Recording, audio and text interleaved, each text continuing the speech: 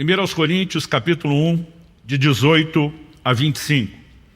A Escritura diz: certamente a palavra da cruz é loucura para os que se perdem, mas para nós que somos salvos, ela é poder de Deus. Pois está escrito: destruirei a sabedoria dos sábios e aniquilarei a inteligência dos inteligentes. Onde está o sábio? Onde está o escriba? Onde está o questionador desse mundo? Não é fato que Deus tornou louca a sabedoria desse mundo, visto que na sabedoria de Deus, o mundo não o conheceu por sua própria sabedoria. Deus achou por bem salvar os que creem por meio da loucura da pregação. Porque os judeus pedem sinais e os gregos buscam sabedoria, mas nós pregamos o Cristo crucificado. Escândalo para os judeus, loucura para os gentios. Mas para os que foram chamados, tanto judeus como gregos, Cristo é o poder de Deus e a sabedoria de Deus. Porque a loucura de Deus é mais sábia do que a sabedoria humana, e a fraqueza de Deus é mais forte do que a força humana. Eu quero destacar principalmente o final do verso 21, quando Paulo diz: Deus achou por bem salvar os que creem por meio da loucura da pregação. O tema da minha mensagem hoje é a loucura da pregação. Evidentemente, quando o apóstolo Paulo classifica a pregação como loucura, ele não quer dizer que o evangelho não carrega em si bom senso e toda uma lógica por trás da sua revelação e construção, mas ele fala da dificuldade de aceitação da mente humana. Isaías 55, no verso 8, Deus diz: os meus pensamentos são mais altos do que os vossos pensamentos. Seguindo o tom do que Paulo está falando aqui, em 1 Coríntios 2,14, ele vai dizer que o homem natural, entregue ao seu psique, à sua mente, não entende as coisas do Espírito, porque para ele são loucura. Então toda a descrição nesses versículos fala justamente disso. No verso 18 ele diz: a palavra da cruz é loucura para os que se perdem, mas para nós poder de Deus. Ele também vai enfatizar onde está o sábio, o escriba. Falando no contexto dos judeus, os escribas eram os profundos conhecedores. Uma das melhores formas de memorização, considerada até hoje, não envolve só a repetição, a fala, mas também a escrita. E esses que viviam de copiar os livros se tornavam pessoas que não apenas adquiriam conhecimento, mas memorizavam isso de forma profunda. Mas ele não fala só do contexto dos judeus. Ele também vai perguntar: onde está o questionador desse mundo? Porque ele vai apresentar duas formas de pensamento muito distintas: a dos judeus e a dos gentios, que são chamados no original de gregos.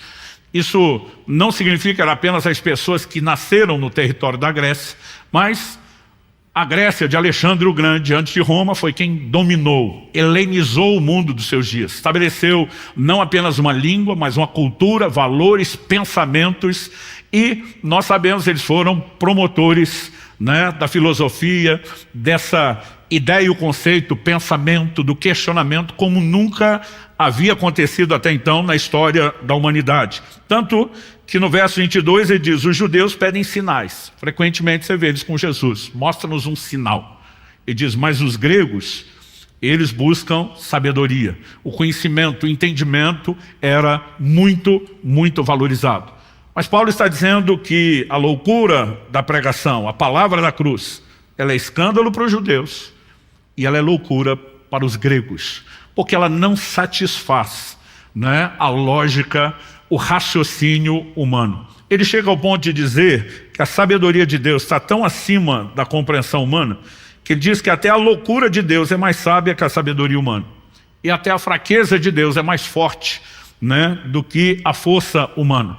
Isso não significa que em Deus haja loucura ou fraqueza, mas ele está dizendo: ainda que tentássemos diminuir a sabedoria de Deus, seria muito para a capacidade humana. Isso nos coloca em um lugar muito específico de uma conclusão: o evangelho não é racionalmente entendido, não na sua extensão, e a gente pode dizer o mesmo das Escrituras.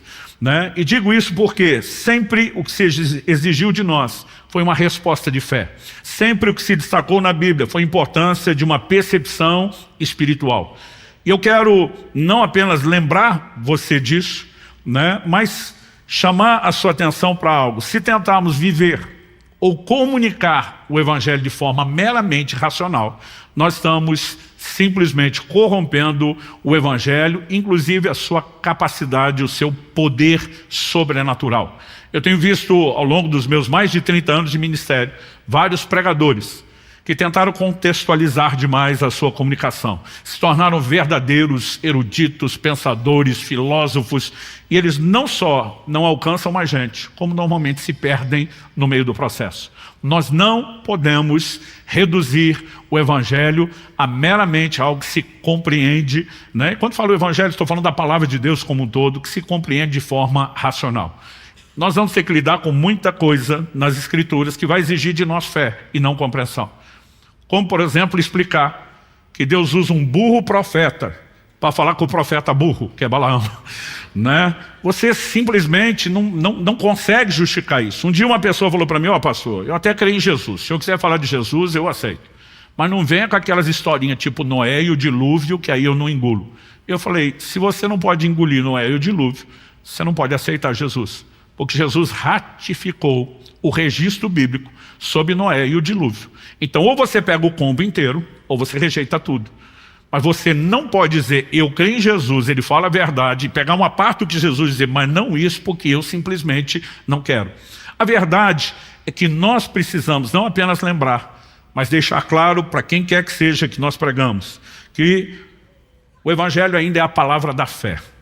E na perspectiva racional, nós anunciamos a loucura da pregação.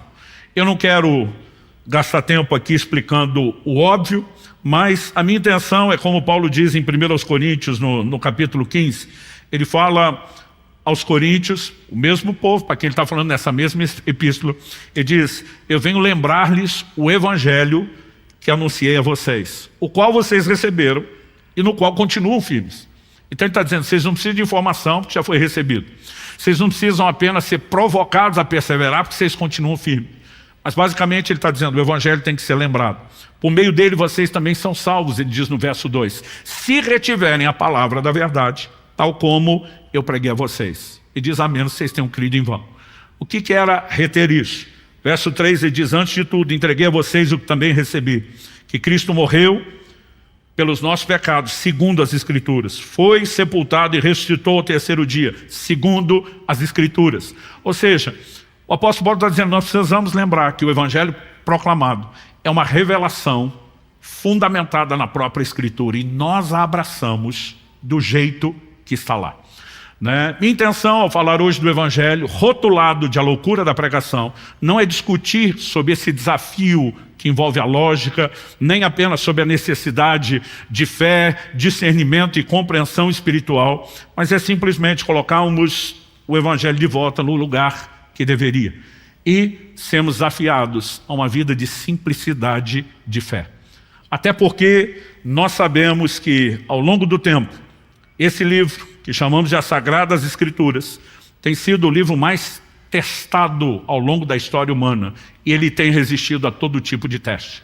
Um tempo atrás, meu filho fez um comentário dizendo: pai, estava lendo um artigo que diz que há uma sala gigantesca, enorme, lá no Louvre, um dos maiores museus do mundo, lá em Paris, e ela tem milhares, mas muitos milhares de livros que foram desacreditados sob várias perspectivas, mas principalmente a científica. Tinham teorias que não se confirmaram, que foram provadas não ser verdadeiras, e tudo aquilo que está relacionado a isso. É um lugar só de livros que foram desacreditados. Ele falou: não é demais saber que a Bíblia nunca estará lá? Mesmo no auge do despertamento do pensamento humano, depois dos gregos, que foi o tempo do iluminismo, fizeram de tudo para extinguir esse livro e nunca conseguiram. Um dos maiores perseguidores desse livro sagrado na França, depois que morreu, a casa dele até hoje, uma sociedade bíblica. Eu acho que é ironia e provocação de Deus, porque esse livro tem sido resistido ao teste, tem informações que são incontestáveis do ponto de vista científico. Quando eu era garoto, eu lembro que meu pai apresentou para a gente um livro enorme que ele tinha em casa, que foi escrito por um grande arqueólogo, que não cria na Bíblia. E ele quis tentar provar que a Bíblia estava errada, buscando informações da área dele, arqueológicas. E ele, depois de tudo isso, escreve um livro enorme, documentado, cheio de muitas provas, dizendo: e a Bíblia tinha razão. Ele diz, não posso falar sobre a parte espiritual, mas do ponto de vista arqueológico, as minhas maiores descobertas arqueológicas foram na tentativa de provar que os relatos eram falsos, quando eles se mostraram verdadeiros. Mas o que dizer de profecias cumpridas? Não há ninguém, né, que tem esse volume de profecias anunciadas antecipadamente, que se cumpriram à risca. E sabemos que as que ainda restam seguirão se cumprindo. Esse é um livro digno de confiança. Ele merece e tem provado isso ao longo do tempo, não ser um livro qualquer. Nós também não atribuímos à fé simplesmente a ingenuidade de acreditar em qualquer coisa que diz. Nós sabemos que quando a palavra de Deus é recebida, diferente de qualquer outro discurso, ela tem um poder sobrenatural de provocar fé. Porque embora a fé seja baseada em coisas que não se veem, ela é chamada na Escritura de uma convicção. Normalmente a convicção nós alcançamos por meio dos sentidos e outras constatações. Como que podemos ter convicção a despeito dos sentidos? Né? Quando eu era garoto, aos 15 anos de idade, um pastor me perguntou, você tem certeza da sua salvação? Eu falei, tenho. Ele falou, como é que você sabe que você é salvo? Jesus já apareceu para você pessoalmente para dizer, eu te garanti com o meu sangue, você está dentro, né? Bem-vindo ao time dos salvos. Eu falei, não, nunca vi Jesus e nunca ouvi nada disso dele. Ele falou, mas pelo menos um anjo te apareceu, te mostrou uma cópia autenticada do livro da vida, diz o número de protocolo tal, apresenta na entrada, que é isso que você precisa. Eu falei, também não vi anjo, não vi livro da vida. Ele falou, mas pelo menos ouviu uma voz de trombeta anunciando sua inclusão lá. Eu falei, também não. Ele falou, pelo menos você viu o céu, para onde você acredita que vai? Eu falei, também não. Ele olhou para mim e falou, você não tem prova nenhuma. Como é que você sabe que você está salvo? E na simplicidade dos meus 15 anos de idade, sem conhecimento doutrinário, eu respondi, eu sei porque sei porque sei. Fosse hoje eu teria aumentado e dito, como é que eu sei, não sei. Porque eu sabia que eu sabia, eu só não sabia como é que eu sabia, mas que eu sabia, eu sabia. Ele falou assim, eu quero te mostrar qual é a fonte da sua sapiência. Antigamente eu falava sabimento, sabeção, e depois descobri que não existia. Ele me leva para Romanos 8,16, que diz, o Espírito testifica com o nosso Espírito que nós somos filhos de Deus. Como é que um cristão pode ter tamanha convicção, apostar sua vida na salvação recebida sem nada ter visto? Não é mera ingenuidade, não é simplesmente ser crédulo a qualquer coisa. Há uma convicção sobrenatural que nos é comunicada por meio de um livro, que só ele tem o poder de fazer isso. Romanos 10,17 diz, né, porque a fé vem por ouvir, e ouvir a pregação de Cristo, a palavra do Evangelho. Agora, ainda assim, nós não podemos negar que por mais que o livro se mostre confiável, não adianta simplesmente tentar abraçá-lo ou comunicá-lo só pela perspectiva da lógica humana. Eu vejo gente discutindo, não, impossível esse dilúvio do Noé ter acontecido e cobrido o globo todo, a menos que tenha sido local, porque não há água no mundo para isso. Aí as pessoas gastam tempo tentando calcular se derreter as calotas polares seria suficiente, né? Se, além disso, a Bíblia não fala que abriram-se apenas as fontes de cima, mas as do abismo. Quando você considera hoje os leitos de água subterrânea, nós temos um volume inestimável, incalculável, mas honestamente, por mais que eu seja curioso e goste de xeretar essas coisas, não são elas que justificam ou autenticam qualquer ação de Deus, né? Isso aconteceu uma única vez, porque Deus estabeleceu leis para que não acontecesse. Na ocasião que aconteceu, Ele garantiu que nunca mais aconteceria de novo. E o mínimo que nós podemos reconhecer é que, independente de onde veio tanta água, alguém gerenciou isso num período curto de tempo, para uma única vez e nunca mais acontecer. Então, por mais que a gente possa, né, se alimentar com dados científicos que até comprovam descrições bíblicas, nossa fé não é fundamentada na lógica ou na razão. O Evangelho seguirá sendo a loucura da pregação.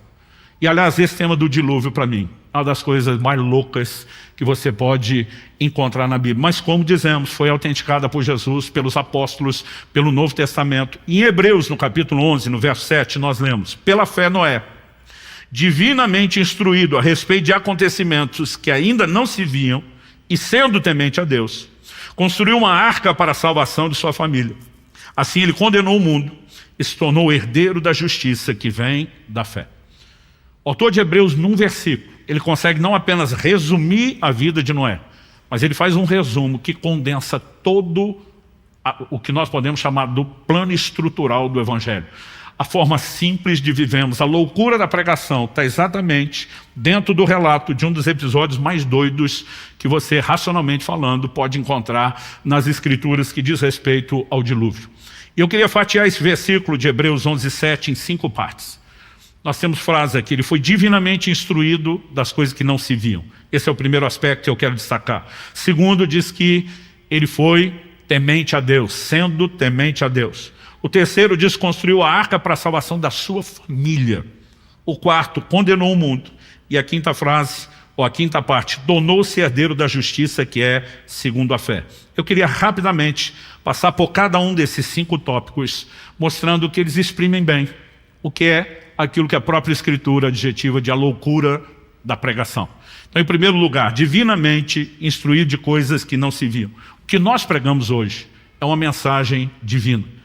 Um livro, que não apenas reclama por si mesmo ser inspirado por Deus, mas, como falei, tem demonstrado, sustentado isso diante de séculos, diante de milênios e resistido a todo tipo de ataque. Em Hebreus, no capítulo 2, nós temos uma declaração, eu quero ler com vocês do verso 2 até o 4, que diz respeito ao Evangelho. Ele diz assim: porque se a palavra falada por meio de anjos se tornou firme, e toda transgressão ou desobediência recebeu justo castigo, uma referência aos que foram desobedientes no período da lei de Moisés, ele está fazendo esse contraste. Vem a pergunta agora no verso 3. Como escaparemos nós, se não levarmos a sério tão grande salvação? Esta, tendo sido anunciada inicialmente pelo Senhor, depois nos foi confirmada pelos que ouviram. Também Deus testemunhou juntamente com eles, por meio de sinais, prodígios, vários milagres e a distribuição do Espírito Santo, segundo a sua vontade. Qual é a origem do evangelho que pregamos? Foi anunciado pelo próprio Jesus. Depois dele ser assunto aos céus, a mensagem continua sendo pregada por aqueles que a ouviram diretamente de Nosso Senhor. E quando a Bíblia diz que ouviram diretamente dele, não se limita aos 3 anos e meio em que os discípulos andaram com Jesus. Atos capítulo 1 nos mostra que depois da ressurreição, Jesus se apresentou para eles inúmeras vezes, num espaço de 40 dias, falando das coisas concernentes ao reino de Deus. Tudo aquilo que envolvia, não apenas agora só morte, só redenção, mas a aplicação prática de toda a expiação. Não foi claramente ensinada nos evangelhos. É a mensagem que passa a ser calibrada por Jesus nos apóstolos depois da sua ressurreição.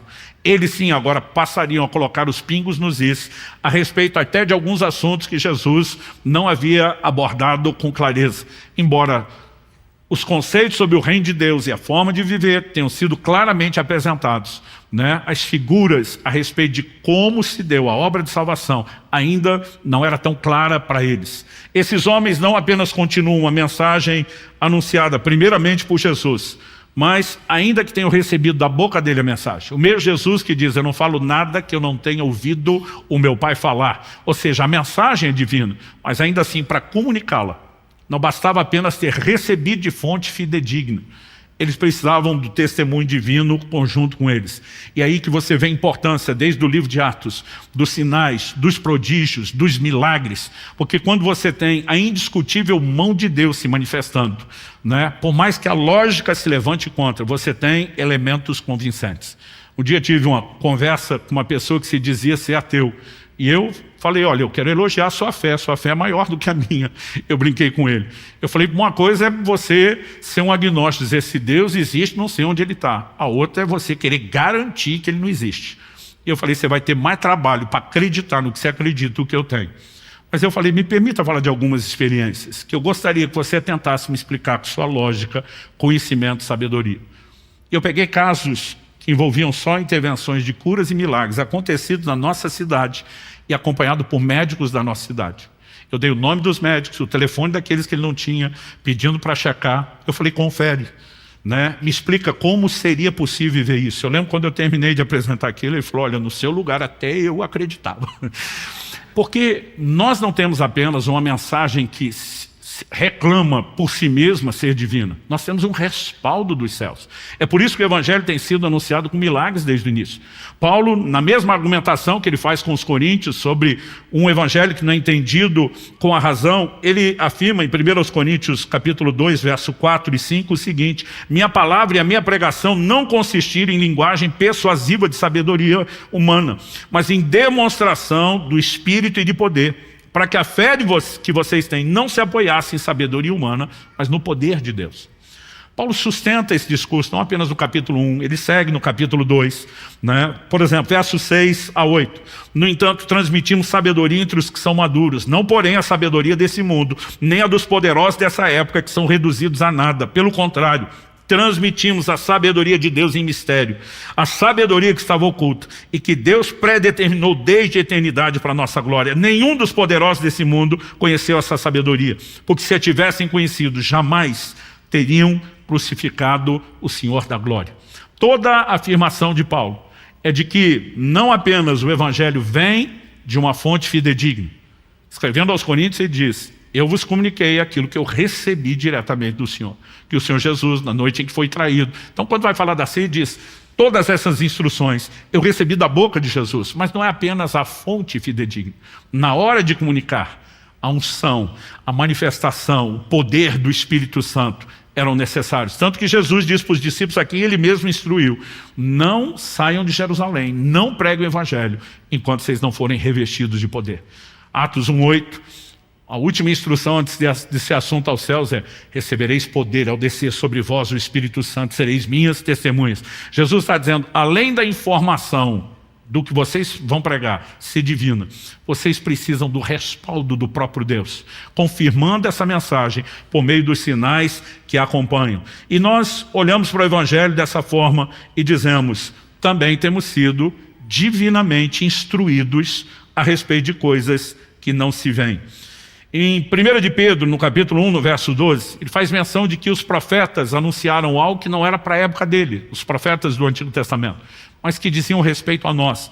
Ele diz assim: a eles foi revelado que não para si mesmo, mas para vocês, ministravam as coisas que agora foram anunciados a vocês por aqueles que, pelo Espírito Santo enviado do céu, lhes pregaram o Evangelho, coisas essas que anjos desejam contemplar. Então, não apenas a origem da mensagem é divina, mas a capacitação para comunicá-la. Tem que haver uma ação divina, né, no coração daqueles que a recebem, ainda que eles precisam de correspondência, né? Tem que haver uma ação divina que desperte algum nível de fé e convicção que nenhum discurso humano faria. E eu estou dando ênfase no fato de que a mensagem ela é uma instrução divina, mas a Bíblia diz que Noé foi divinamente avisado de coisas que não se viram. Você consegue imaginar um cara construindo uma embarcação do tamanho daquela, com 3 andares, né? Toda a estrutura de madeira, para ser betumada por dentro e por fora. O período de construção chega perto de 100 anos de idade. E Noé está construindo o que, para as proporções da época, a gente podia chamar de um transatlântico no meio de terra seca. Você consegue imaginar a loucura? A loucura maior para mim não é o dilúvio, né? Porque o dilúvio anunciado chegou, e quando chegou ficou claro que a mensagem era verdadeira. Mas é durante a espera, o cara construindo uma embarcação enorme no lugar seco, dizendo: gente, estão vindo águas que vão destruir tudo. E quando vier, a salvação está aqui. É só entrar nela. E daqui a pouco nós vamos dizer que ele foi um pregador. Mas ele estava falando de coisas que não se viam. Isso é parte da definição daquilo que nós pregamos. Em Romanos, no capítulo 8, nos versos 24 e 25, isso também é bem explicado pelo apóstolo Paulo, que diz o seguinte: porque na esperança fomos salvos. Ora, a esperança que se vê não é esperança, pois quem espera o que está vendo? Mas se esperamos o que não vemos, com paciência o aguardamos. Eu citei agora há pouco as declarações de Paulo em 1 Coríntios 2, falando que os poderosos desse mundo não entenderam, né, a sabedoria de Deus, senão não teriam crucificado o Senhor da glória. No verso seguinte, o 9, ele diz: mas como está escrito, nem olhos viram, nem ouvidos ouviram, nem jamais penetrou em coração humano o que Deus tem preparado para aqueles que o amam. Essa declaração, uma citação de Isaías 64:4, fala que olhos não viram, ouvidos não ouviram, e nenhum coração conseguiu compreender a dimensão do que Deus tem preparado para nós. O evangelho é recebido por fé, e a definição é a convicção do que não se vê. A semelhança de quando aquele pastor me questionou, já viu Jesus, já viu o livro da vida, já viu o anjo, já viu o céu? Eu falei, não vi nada. Como é que você consegue crer? Porque eu tenho uma convicção que não é inspirada pelos sentidos, ela é despertada pela palavra de Deus, pelo testemunho do Espírito Santo. E esse é o ponto de partida do evangelho. Na sequência, nós temos aqui o relato, né, de que ele foi temente a Deus, sendo temente a Deus. Provérbios 1,7, Provérbios 2,5, assim como declarações no livro de Salmos, diz que o temor do Senhor é o princípio da sabedoria. Para que você acesse a verdadeira sabedoria, sabedoria divina, tem que haver temor a Deus, né? O temor não é um medo no sentido negativo, mas é um senso de referência profunda ao ser infinitamente maior do que você pode mensurar e daquilo que você é, né? E que, de fato, produz um senso de respeito muito grande em cada um de nós. Temor, se não estiver presente, ele jamais permitirá que a palavra de Deus entre, sequer que seja entendido, né? Quando temos dúvidas sobre a existência de Deus, sobre o caráter de Deus, qualquer coisa ligada a isso, nós já estamos impedindo a própria mensagem de ser eficaz. Quando a Bíblia define que ele era temente a Deus, não é apenas um contraste de uma geração que era desobediente para alguém que é chamado de justo.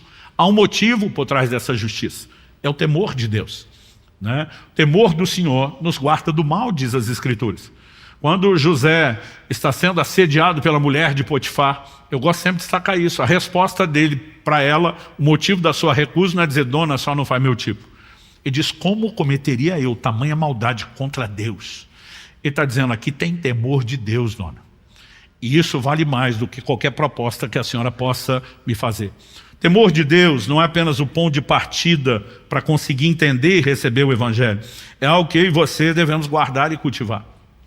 Eu tenho visto nossa geração sendo exposta a uma mensagem, né? A gente não pode dizer que isso é novidade, porque vem desde o início da era da igreja, mas são heresias que sempre voltam, e dessa vez parece ter voltado com a força desproporcional a de movimentos anteriores, onde as pessoas tentam justificar que no Novo Testamento, no tempo da graça, não há necessidade para temor. Eu fico, né, dizendo que seria cômico se não fosse trágico a ideia e o conceito que esse povo tem do Deus do Antigo Testamento para o Novo. Parece que na cabeça deles, no Antigo Testamento, Deus era um velho rabugento, rancoroso, né, que na passagem do Antigo para o Novo Testamento se converteu. E agora ele apareceu o modo paz e amor, né, dizendo, não gente, antes eu era zangado, agora eu estou de boa, né, pode viver como você quiser. Não existe nada no Novo Testamento que justifique a ausência de temor. Pelo contrário, né? A Bíblia nos apresenta um conceito de que, lá em Hebreus 12, quem quebrasse a lei de Moisés já seria, né, castigado com o que é classificado ali, juízo severo. Ele pergunta, na verdade, o capítulo 10, de quanto maior castigo, verso 29, vocês imaginam será considerado merecedor aquele que calcar os pés ao Filho de Deus, profanar o sangue da aliança com o qual foi santificado e ultrajar o Espírito da graça? Né? Nós não temos absolutamente nenhum material no Novo Testamento que justifique, não, agora que fomos salvos, pode-se fazer o que quer. Efésios 5:21 diz que nós temos que nos sujeitar uns aos outros no temor de Cristo, né? Ele relaciona o temor com a pessoa, com a obra de Cristo, escrito no Novo Testamento, para uma igreja de gentios convertidos que não tinham nada a ver com a lei de Moisés, e é evidente que isso é para mim e para você hoje. Em Hebreus, no capítulo 12, no verso 28, nós também temos uma declaração de que o temor está profundamente entrelaçado com a obra da graça. O texto diz, por isso, recebendo nós um reino inabalável, retenhamos a graça, pela qual sirvamos a Deus de modo agradável, com reverência e temor. Verso 29 diz, porque o nosso Deus não diz que ele era ou que ele foi, é fogo consumidor. Como se retém a graça? A gente serve a Deus de modo agradável. E isso envolve tanto reverência como temor. O temor do Senhor não é apenas a forma de inicialmente recebermos a mensagem, mas é a maneira de vivermos, de praticarmos, de permanecermos nessa mesma mensagem. Isso não está sendo citado em Noé à toa. Agora, não é algo para nos afastar de Deus. O Salmo 25:14 diz que a intimidade do Senhor é para aqueles que o temem. né? Nós temos aqui quase um paradoxo. Se você pensar no temor como algo que assusta e afasta, não haveria intimidade. Mas é justamente o temor de Deus que vai garantir a proximidade, o relacionamento e uma não ruptura na comunhão com Deus. Isso é parte do Evangelho que, como disse Paulo, vos preguei e quero lembrá-los. Terceiro lugar, nós temos a frase que Noé, além de divinamente instruído a respeito de acontecimentos que não se viam e sem temente a Deus, nós temos a afirmação, construiu uma arca para a salvação da sua família. Nós entendemos que a salvação ela procede de Deus, mas de alguma forma Deus não deixa o homem de fora do processo, né? Deus só poderia dizer, Noé, quando as águas forem derramadas, eu soberanamente vou te dar a capacidade de respirar debaixo d'água. Ele não faz nada disso. E diz, olha, eu vou te dar o destino do juízo que vem. Eu vou te dar formas como escapar. Mas você vai ter que cooperar, vai ter que fazer a sua parte. Toda ação de Deus, a salvação não é diferente, sempre envolve a interação humana, a participação do homem. Eu e você ainda temos que nos arrepender, temos que crer.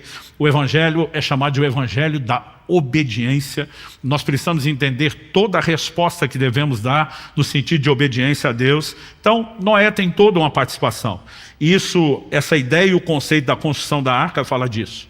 Aliás, em 1 de Pedro 3,20, o apóstolo diz que a arca representa, ainda hoje para nós, tanto a salvação como o batismo, né? E diz foram salvos por meio da água. Aliás, curioso observar, e daqui a pouco nós vamos explorar isso, que a Bíblia diz que com a sua mensagem Noé também condenou o mundo, né? A mesma mensagem que oferece salvação para quem a recebe, ela define a condenação para quem não a recebe. Mas vou falar sobre a condenação daqui a pouco. Eu quero chamar a sua atenção para um outro elemento. Não apenas ele tem que participar desse processo de salvação correspondendo com Deus, mas a Bíblia diz que ele construiu a arca para a salvação da sua família. Salvação é responsabilidade individual. Por isso Jesus diz, vão e pregam o Evangelho a toda criatura. Cada criatura tem que ouvir o Evangelho e tem que dar a devida resposta. Mas o plano, o projeto de Deus, responsabilidade de salvação individual, o plano de Deus é para as famílias. Deus pensa em termos de famílias. Quando ele prometeu a Abraão, em ti serão benditas todas as famílias da terra. Paulo explica depois isso em Gálatas 3,8, dizendo que Deus pré-anunciou o Evangelho a Abraão. Ou seja, Deus estava dizendo, de você, da sua linhagem, virá o Cristo, o Messias, o Salvador. E quando ele trouxer a salvação, será para todas as famílias da terra. Deus pensa em termos de família.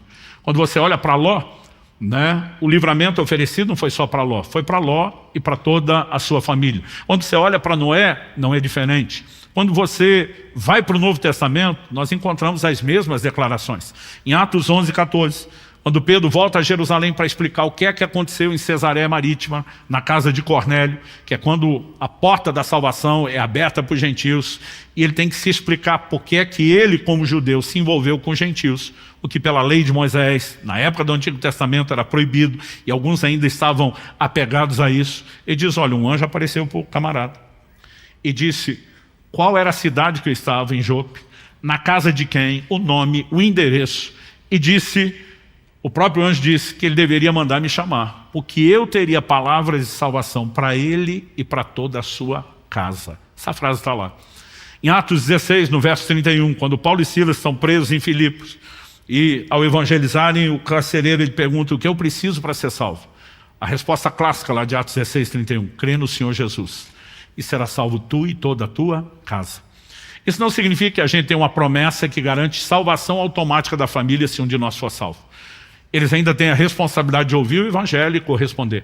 Tanto que depois de Paulo falar isso, ele vai na casa do carcereiro pregar o Evangelho a cada um deles. Mas, eu e você precisamos entender que é um plano, que é uma provisão. Minha conversão não garante a dos meus familiares, mas pode ajudar. Em que sentido? Desde que eu me posicione como um intercessor e também como um proclamador das boas novas. O apóstolo Pedro escreve em 1 de Pedro 3 e diz, mulheres, se os vossos maridos ainda não obedecem à palavra, eu amo essa frase, ainda. Ele está dizendo, nesse momento pode estar duro, pode não ter se dobrado ao senhorio de Jesus, mas é uma questão de tempo. Vai se dobrar, vai se render. É uma mensagem de fé e esperança. Que aqueles familiares que ainda não foram salvos, né, eu e você precisamos acreditar numa intervenção divina em favor deles. Mas é evidente que a gente tem que cooperar, porque alguns estão atrapalhando. Então ele também diz para essas mulheres, Se eles ainda não obedecem, né, ele diz, prega de boca fechada. Mantenha um testemunho irrepreensível para que aquilo que já foi falado tenha respaldo por meio da sua conduta.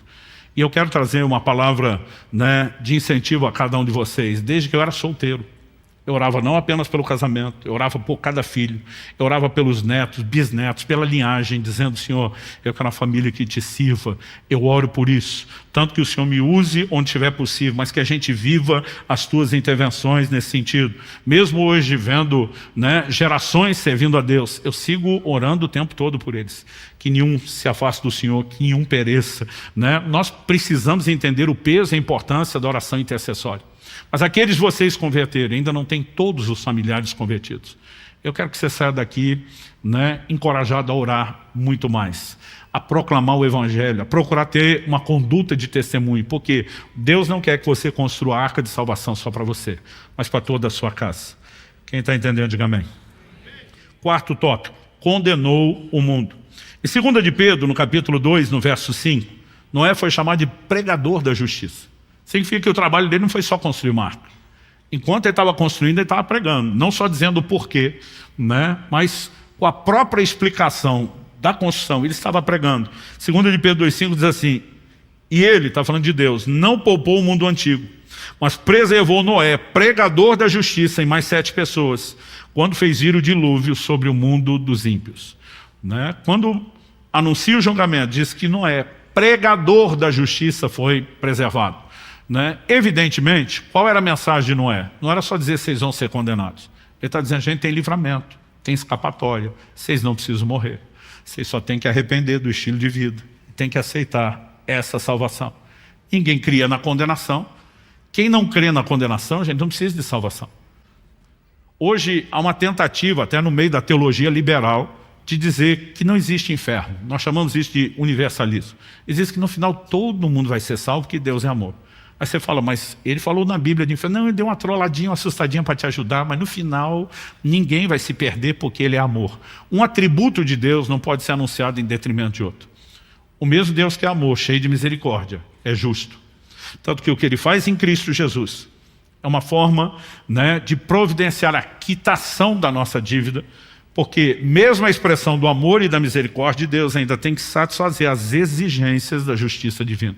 E o mesmo Deus que é justo até para o formato como oferece salvação, tem que ser justo em julgar aqueles que não aceitam a única solução que ele ofereceu. Né? Hoje em dia, o que as pessoas mais querem é a relativização da condenação. Se não há condenação, gente, não há necessidade de salvação. A mesma mensagem que pregamos, ela vai anunciar tanto uma coisa como outra. Ela anuncia tanto salvação como condenação. Olha o que Jesus diz. Talvez o texto bíblico mais conhecido do mundo seja João 3,16, que diz, porque Deus amou o mundo de tal maneira que deu seu Filho unigênito. Olha como termina, para que todo que nele crê não pereça, mas tenha vida eterna. Só que é o que diz o verso seguinte, 17. Porque Deus enviou seu Filho ao mundo, não para que condenasse o mundo, mas para que o mundo fosse salvo por ele.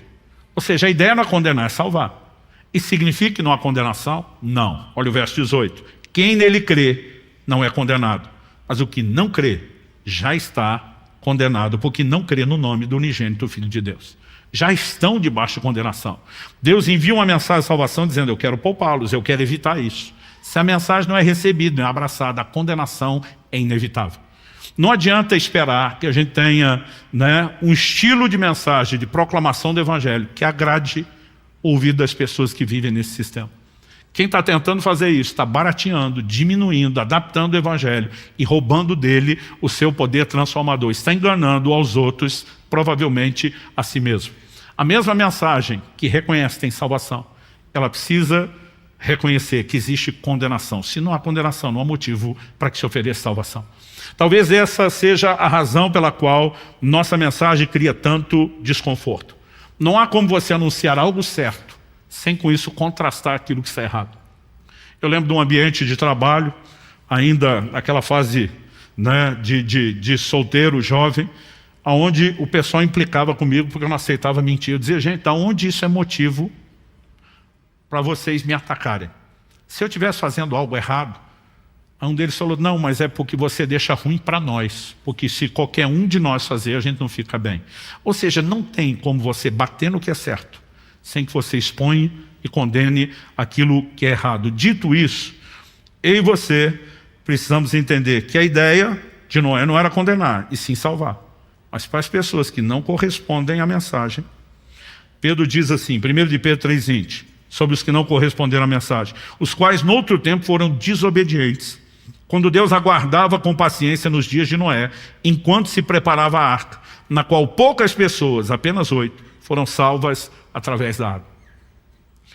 Olha o que a Bíblia está dizendo. Deus foi paciente nos dias de Noé, enquanto a arca era construída. Ele está anunciando, vai ter juízo. Vocês ultrapassaram todos os limites, mas anos de longanimidade foram oferecidos. Deus sendo paciente, mas eles insistiam em ser desobedientes. Aliás, no livro do Apocalipse, vemos o próprio Jesus falando a uma mulher na igreja de Tiatira, dei-lhe tempo para que ela se arrependesse. Mas ela não quer se arrepender da sua prostituição. Deus nunca estabelece juízo sem oferecer misericórdia.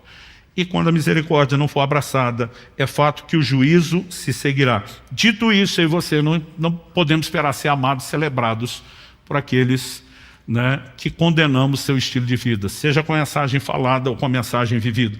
Em 1 de João 3,13, o apóstolo diz, irmãos, não se admirem se o mundo odeia vocês. Gente, nós estamos na contramão do sistema. E nós não podemos evitar a oposição. Não tem como você esperar viver, proclamar o evangelho de forma integral, ser aplaudido e celebrado por todo mundo. Sempre vai gerar desconforto. E nós precisamos reconhecer isso. Por quê? A Bíblia diz que os que estão no mundo, e não estamos falando de um lugar geográfico, estamos falando de um sistema. Isso fica claro quando em João 17, Jesus orando ao Pai pelos discípulos diz, não te peço que os tires do mundo, mas que os livres do mal.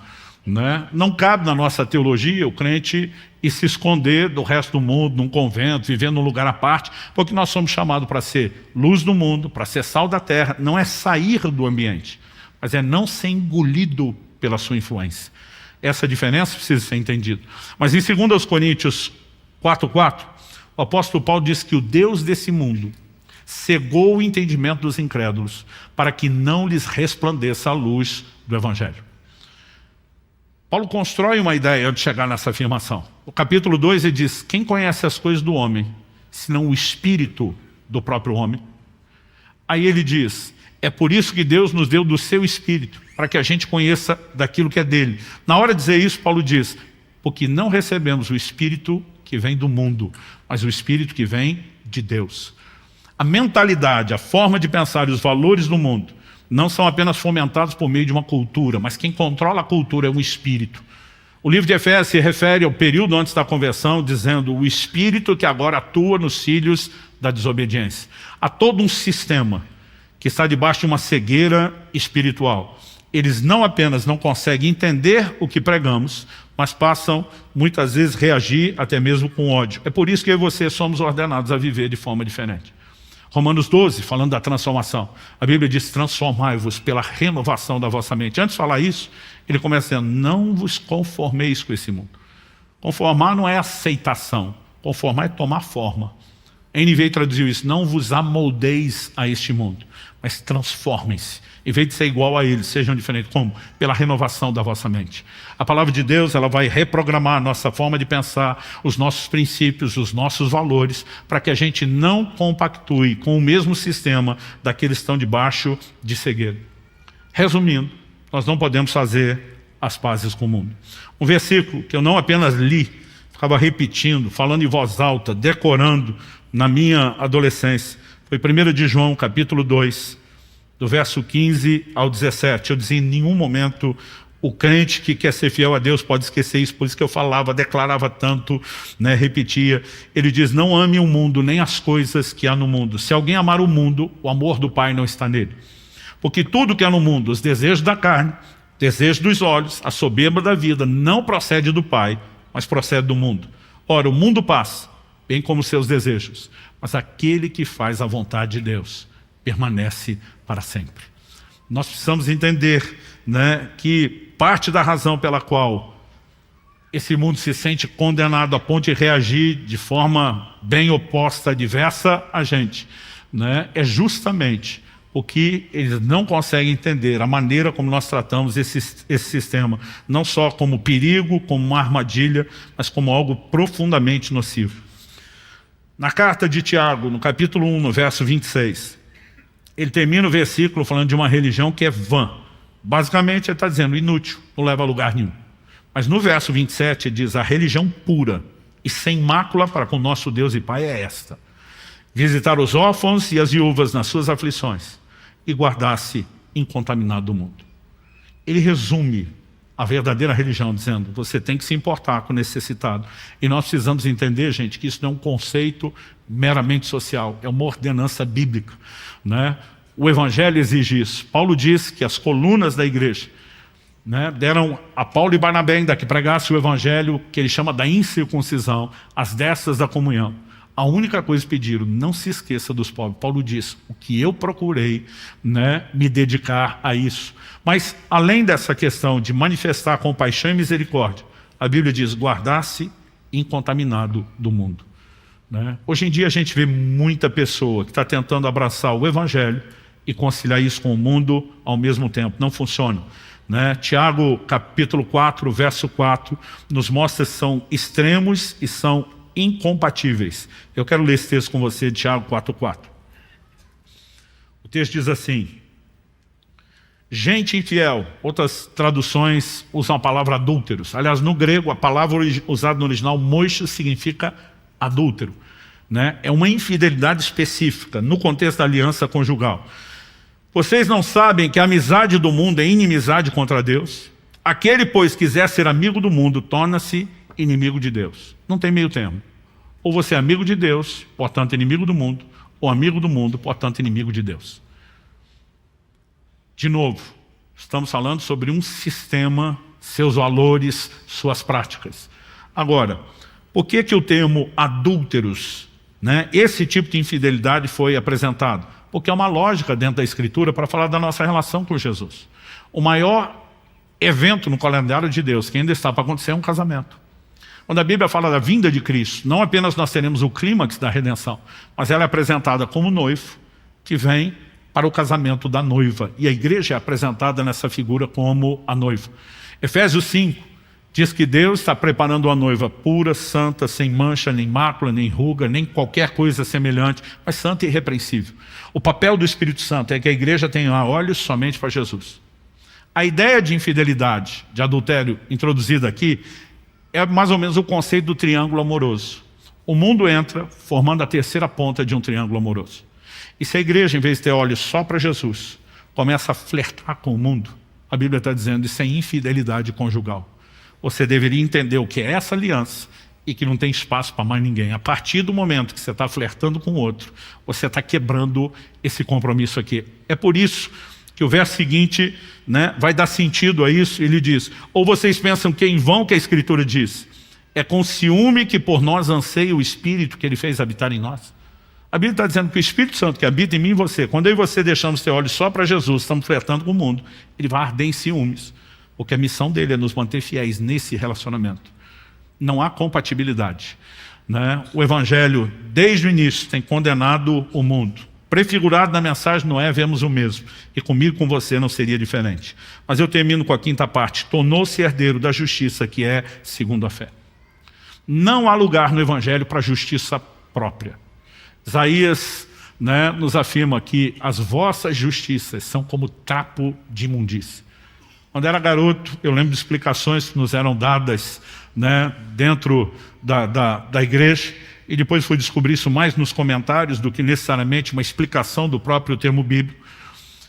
Acredita-se que os trapos de imundícia eram as bandagens que os leprosos usavam para cobrir e proteger as suas feridas. Quando tinham que trocar aquelas bandagens, aquilo não prestava para nada, não adiantava ser lavado. Saía com um pedaço de pele, de carne podre, tinha que ser queimado. Deus está dizendo: sua justiça própria, para mim é que nem o trapo de imundícia, não vale nada, fede, isso é podre, estragado. A única justiça que eu e você podemos ter não é própria, é a justiça que nos é imputada por meio de Jesus Cristo. Essa é a beleza e a glória do Evangelho. Em 2 Coríntios capítulo 5, verso 21, o apóstolo Paulo, falando de Jesus, diz: Mas aquele que não conheceu o pecado, Deus o fez pecado por nós, para que nele nós nos tornássemos, fôssemos feitos a justiça de Deus. A cruz é um lugar de troca. Em Gálatas, Paulo diz, né, que eu e você estávamos debaixo de maldição, mas Cristo se fez maldição na cruz, sob o madeiro, para que eu e você recebêssemos a bênção. Escrevendo aos Coríntios, ele diz que ele se fez pobre para que nós nos tornássemos ricos. E na mesma carta aos Coríntios, ele diz, o que não conheceu o pecado, santo, imaculado, se fez pecado por nós, em nosso lugar, para que nós nos tornássemos a justiça de Deus. A mensagem do Evangelho, ela mostra que o homem jamais terá justiça própria. Mas ele pode ser considerado justo aos olhos de Deus por uma justiça que é imputada pela obra de Cristo. Como isso acontece? Quando eu e você não apenas entendemos, mas nos apropriamos da substituição. Quando você estiver lendo o Novo Testamento, principalmente as epístolas, comece a observar as expressões nele, em Cristo, com ele. Você vai ficar abismado com a quantidade de vezes que essas palavras se repetem. O que é que isso significa? Em Colossenses, Paulo termina o capítulo 2 dizendo, se vocês morreram com Cristo, ele começa o 3 dizendo, se foram ressuscitados com Cristo, o que significa isso com Cristo? Ele vai explicar no capítulo 3, no verso 3, quando ele diz assim, a vossa vida está escondida, oculta, dependendo da versão, com Cristo em Deus. O que Paulo está falando? Imagine que no seu campo de visão está aqui minha mão esquerda, e eu posso esconder a mão direita atrás. Ela está aqui. Mas quando você olha, você não vê a direita. Você vê a esquerda. O que a Bíblia está dizendo, em outras palavras, é que quando Deus nos olha, Ele vê Cristo. Nós estamos escondidos nele. Ele não vê a nossa justiça. Ele vê a justiça de Cristo. E aí eu e você precisamos entender o que é o batismo. O batismo não salva, mas ele é um selo da fé que salva. Porque ele atesta o tipo de fé que nós temos. Ou seja, a salvação não vem... Ah, pastor, tem que crer em Jesus sim, mas não é só crer que ele existe. É crer especificamente no que ele fez. Cristo é um substituto. A Bíblia é clara sobre isso. Desde os profetas do Antigo Testamento, como Isaías, o castigo que nos traz a paz estava sobre ele. Né? Tudo que ele sofreu era o castigo que nós tínhamos que sofrer. Ele é um substituto. Então, quando ele morreu e fez isso em nosso lugar, nós morremos com ele. Quando foi sepultado, fomos sepultados com ele. Mas quando ressuscitou, nós ressuscitamos com ele. Essa fé que nós atestamos no batismo. Quando a gente dá o santo caldo, como a gente brinca aqui, afunda a pessoa na água, nós estamos testemunhando, morreu e foi sepultado com Cristo. Quando a gente tira, e é muito importante essa outra parte de tirar de dentro da água, a gente está testemunhando, ressuscitou com Cristo. Mas a Bíblia não para aí. A Bíblia diz que depois de ressuscitado, Cristo ascendeu aos céus e assentou-se à direita de Deus. Paulo escreve aos Efésios, diz, nós estamos assentados com Cristo nos lugares celestiais. Não estamos física e literalmente lá, mas posicionalmente estamos, porque Ele nos representa. É por isso que eu e você oramos em nome de Jesus. Quando eu e você oramos em nome de Jesus, é como se Jesus orasse. Quando Jesus está para ressuscitar Lázaro, você lembra a oração que ele faz na porta do túmulo? Senhor, graças te dou, porque sempre me ouves. Se Deus sempre ouve Jesus, e quando eu e você oramos no nome dele, é como fosse ele orando. Você consegue imaginar o nível de aceitação que o uso do nome de Jesus produz na minha e na sua oração? Nós precisamos entender nossa posição nele, e a nossa justiça vem dele. Pastor, então agora eu sou justo para sempre, não importa o que eu faço. Também não. Essa mesma justiça que nos é imputada, ela pode ser comprometida e até maculada se insistirmos no pecado. A primeira epístola de João, e aqui eu encerro, no capítulo 2, no verso 1, o apóstolo diz, meus filhinhos, escrevo-lhes essas coisas para que vocês não pequem. Mas, contudo, todavia, no entanto, se ainda assim alguém pecar, temos advogado junto ao Pai, Jesus Cristo, o justo. Ele é a propiciação pelos nossos pecados, e não somente pelos nossos próprios, mas também pelos do mundo inteiro. É evidente que se espera que o crente passe a vencer o pecado, resisti-lo. Mas no processo de santificação, e ninguém é aperfeiçoado de forma instantânea, gradual, ainda haverá tropeços. Tanto que alguns versículos antes, 1 de João 1,8, o apóstolo diz, se dissermos que não temos pecado nenhum, a nós mesmos nos enganamos e a verdade não está em nós. Se alguém falar que não tem pecado, já pecou, só de falar isso. Está mentindo. Mas no verso 9 o seguinte, ele diz, se confessarmos os nossos pecados, Ele é fiel e justo para nos perdoar os pecados e nos purificar de toda injustiça. A palavra pecado, seja no hebraico, a língua em que foi escrito o Antigo Testamento, ou o grego, koiné, o grego antigo, a língua em que foi escrito o Novo Testamento, ele tem a ideia de errar o alvo. Ou seja, pecado na vida do cristão deveria ser acidente. Quando passa a se tornar intencionalidade, nós temos algo bem mais complexo.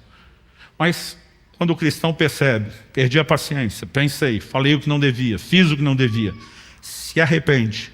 O confessar a Deus não é informar o que Deus já sabe. É admitir, é reconhecer que nós erramos. É expressar o arrependimento e a dor de ter cedido ao erro. E quando fazemos isso, a Bíblia diz 2 atributos de Deus, fiel e justo. Por que 2 atributos são destacados? Porque temos 2 ações. Fiel para perdoar os pecados, justo para nos purificar de toda injustiça. O prefixo in, antes de justiça, significa uma negação, não justiça. Ele está falando para os crentes, ou seja, a justiça de Cristo me foi imputada. Quando eu vou lá e peco, eu baguncei as coisas. O caso está perdido? Não. Quando eu me arrependo e confesso, eu não sou apenas perdoado. A injustiça, a não justiça que entrou com aquela prática, novamente é removida. E eu volto para o lugar de onde nunca deveria ter saído. Minha vida escondida com Cristo em Deus. A justiça deve ser preservada, mas ela é herdada pela fé. Não tem a ver com mérito, com nenhum tipo de merecimento. Quando eu olho para essas 5 frases sobre Noé, nós temos o resumo aqui da loucura da pregação. E como disse Paulo, a ideia não é comunicar a verdade nova, é apenas lembrar vocês do evangelho que a gente vem anunciando aqui. E eu quero só concluir dizendo a vocês, se a pregação da cruz é loucura, e nós tentamos viver a vida cristã apenas na sabedoria e lógica humana, nós vamos estar com isso corrompendo a definição do que é o evangelho e da sua verdadeira prática. Pai, eu oro por cada um dos meus irmãos e irmãs, os que estão nesse auditório, os que nos acompanham pela internet, ao vivo ou posteriormente por meio de uma gravação. Eu oro que a Tua palavra traga luz, discernimento, entendimento espiritual, percepção, que ela gere fé para a devida resposta. Pai, nós oramos pela capacidade de não apenas permanecermos gratos por aquilo que Cristo fez. E um dia como hoje, da ceia do Senhor, celebramos isso com muita gratidão. Mas nós oramos que a devida percepção nos mantenha num lugar de resposta contínua e progressiva para o Senhor.